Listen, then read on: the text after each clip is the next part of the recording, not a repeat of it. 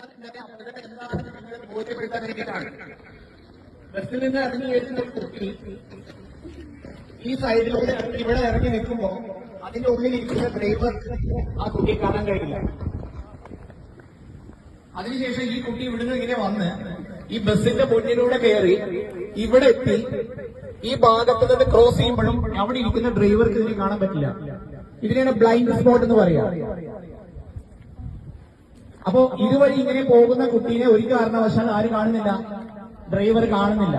അപ്പോ ഒരു ബസ്സിന്റെ മുന്നിലൂടെ ജീവിതത്തിൽ ഒരിക്കലും ഇതുപോലെ നിങ്ങൾ ക്രോസ് ചെയ്യാൻ ശ്രമിക്കരുത്. മിനിഞ്ഞാന്നുണ്ടായ അപകടത്തിന്റെ വ്യാപ്തി അത്രത്തോളം വലുതാണ്. ഡ്രൈവർ കണ്ടില്ല, കുട്ടീനെ ബസ് ഇടിച്ചിടുകയും അതിന്റെ ഫ്രണ്ട് ടയർ കയറി ആ കുട്ടിയുടെ മുകളിൽ കൂടെ കയറി. അത് മാത്രമല്ല, അത് കഴിഞ്ഞ് ബാക്ക് ടയറും ആ കുട്ടിയുടെ മേലെ കൂടെ കയറിയിട്ടാണ് ബസ്സിലെ ഡ്രൈവർ അറിയുന്നത്. അപ്പൊ ബ്ലൈൻഡ് സ്പോട്ട്